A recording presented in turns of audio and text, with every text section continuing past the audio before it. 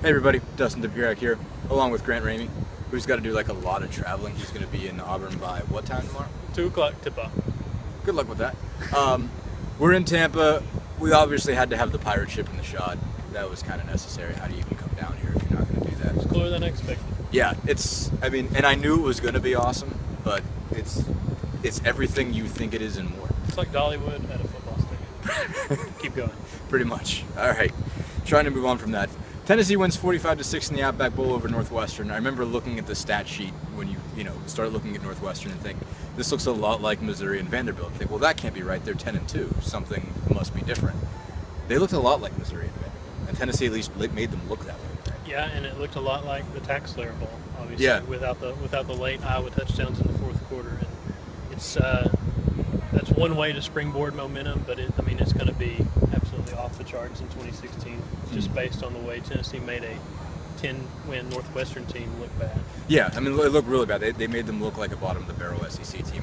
The Big Ten West makes no sense to me, by the way. Nebraska somehow went 5-7 in that league and lost to this team, and Wisconsin lost to this team, and yet I can't figure out how this happened. Northwestern obviously pulled off a lot of close victories and made a lot of things happen to get to this game, but they clearly looked like they were just sort of outclassed in this one. Jalen Hurd, 130 yards, had a hamstring pull, which we weren't told about all week until like today, but didn't look like it at all. And he's obviously had a tremendous year, but today I think again with playing through that kind of pain and just bowling guys over that are on a pretty terrific Northwestern defense that was, I think, 7th nationally in scoring defense. I think, top 25 against the run, top 20. He was tremendous today. Yeah. He's a sophomore. He sets the tone for this offense. This team goes how Jalen goes. I think he had over 1,500 total yards for the year. He had 14 touchdowns. He's got over 250 yards in 2 bowl games. First Tennessee player to ever rush for 100 yards in 2 bowl games. The guy, he was an animal today, and they credit to the around-the-clock training room and all that stuff this week with the hamstring.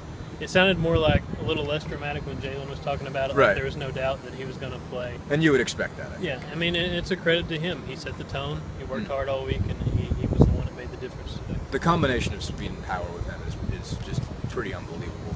It was just so difficult for those guys. And again, a really tough, stout Northwestern defense had a really hard time bringing him down. Defensively, obviously Northwestern's got its issues on offense. Really no passing game whatsoever, but they've had a pretty decent running game this year. And Tennessee was playing in this game for the most part without Cameron Sutton, who also had a hamstring issue. But Tennessee just totally dominant. 4 interceptions in this game. Seemed like the secondary really stepped up. And at one point, I think they had 4 sacks with 4 different players. I don't know what they ended the day with, but just a dominant day for the 4 with defensive 5 line. actually, because 2 guys had a half. Kendall and Vickers and Vereen combined on one, and then Reese Maben, Kirkland, and Barnett had one each. So really 5 guys combined. And there were mental errors early with the personal fouls. How many on that one drive? It felt like maybe 60 yards Northwestern was given on that one drive. Unsportsmanlike conducts and everything else. And you overcome that, and you hold it.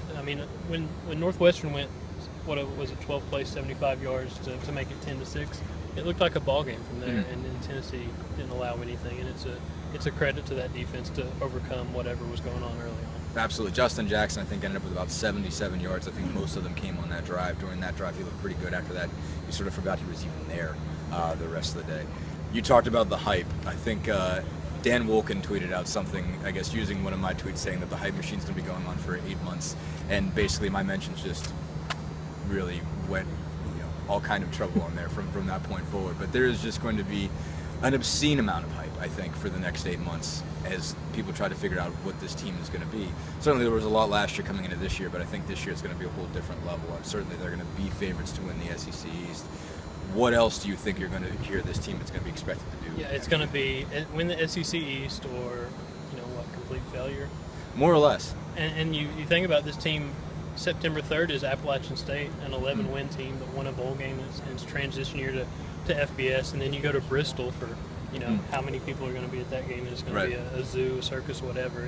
And then you go into SEC play. So it's going to be a crazy spring, crazy summer, and it's going to be, expectations that make you look back at last year and kind of laugh and think that's not bad.